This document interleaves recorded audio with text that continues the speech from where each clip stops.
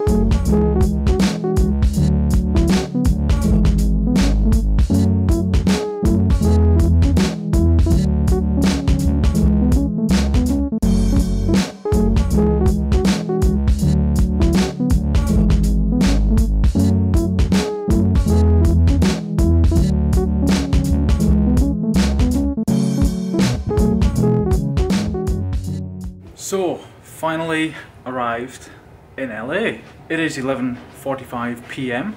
Probably need to think about going to bed soon, so I'm up nice and early to take these cheese slicers and vegetable peelers to the company. Now, I'm not sure if they're going to let me film anything of what we do. I don't know. We'll just have to see. What now? Oh, a couple of comments and questions came in on the YouTube channel, so I thought I would answer those just now. Actually, change of camera, I'm using this one because the other one, as you could see, there was like it was interacting with the refresh rate, the hertz of the lights here. I'm not quite sure why that is. They're both on PAL, maybe they should both be on NTSC. Whatever, I'm going to use this one, not as good as the other one. As long as you get the story, that's okay, I think. Hi Magnus, have you thought about doing a live session on YouTube? Not really. I thought of it. I thought you kind of need to have a lot more subscribers, I think, because as it stands, you know, I might get a few dozen people, I think at best, maybe 50, I'm not sure. But to be honest, I'm not sure what I would do. I could do a question and answer session, but there wouldn't be that many questions with only 50 people. I could do some sort of milling thing where we make something on the milling machine. The problem with that, for sure, is that I would have to dry run the entire thing because I'm completely new to milling. I'm not quite sure how it would go, but it's something I'd probably like to do down the line. You know, say, hey, we're going to make this today, and spend like 2 hours or however many hours it would take making that thing on the milling machine. And you know, if I have the right camera set up, I think it can be done, but almost certainly it's not going to be for a very, very long time. This one isn't a question, it's more of a comment.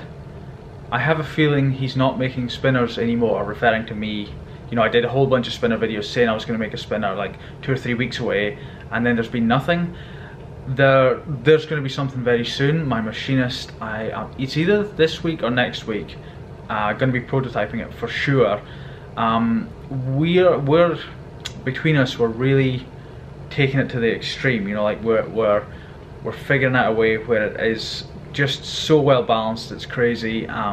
And you know, and the locking mechanism around the bearing, the way the bearing is held in, that's got to be just right as well. You don't want any clamping forces around it like most people do, and there's a whole host of other things that, you know, I'll get into, but it's on its way. It's just slower than I initially said it would be, and my apologies for that, because there's loads of videos out there on my channel where I say, hey, it's going to be 2 or 3 weeks, and that was like 2 or 3 months ago. It is what it is. My apologies. Magnus, new camera? Can you give us a review of it sometime in the future, please? Yes and no. This camera here is just a Canon, an old camera. The camera that I had a few minutes ago is a Sony camera.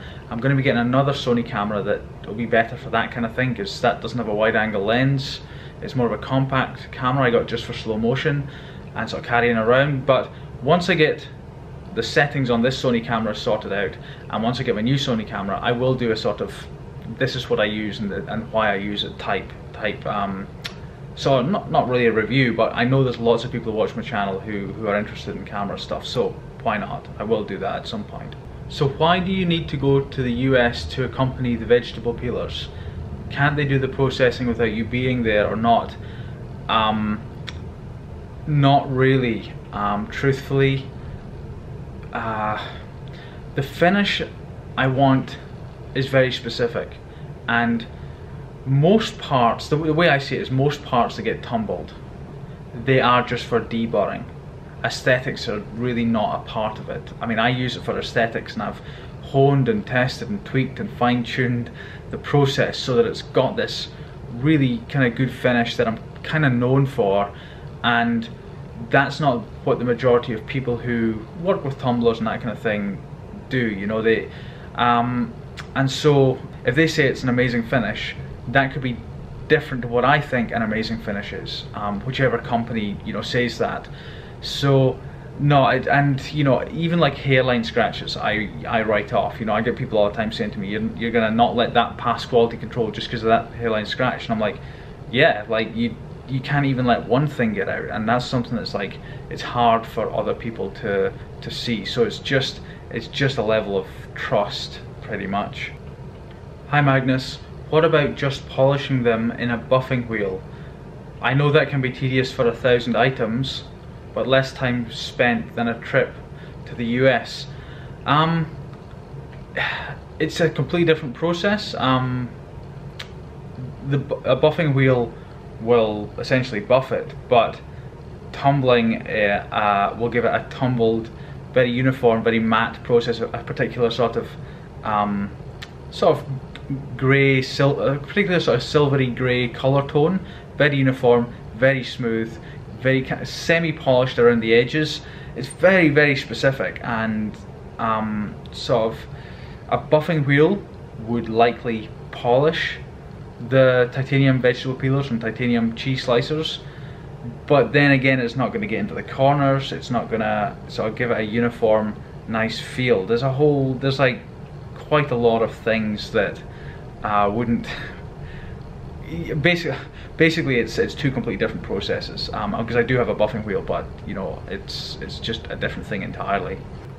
Hi Magnus, what about electro polishing? After tumbling to a satin smooth finish, electro polishing can take it to a flawless surface finish.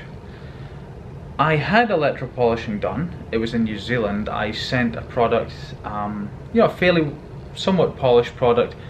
Or a few products actually, a hang key, a pill pot, a range of things. The guy said he probably wouldn't be able to do it. I sent it up to Auckland, got it done, came back down, and they were kind of a dirty yellow colour. I don't know if that's just the equipment they had, because he said he doubts he'd be able to do titanium, but he could give it a go. That's as much as I looked into it. I really didn't look anymore. I mean, in all my searching online, all over Google, on and off over the years, like, I've never seen a company offering like mirror polish electroplating on titanium. Not one sort of in the world of Google. So I assume that means that it can't really be done, but very open to to the possibility that someone out there can do it. Right, I think I will leave it at that. Time to get some sleep and get going with these vegetable peelers and whatnot tomorrow morning, fingers crossed. I will of course leave you with a quote as usual. It is by Theodore Roosevelt, and he said, "Courage is not having the strength to go on. It is going on when you do not have the strength."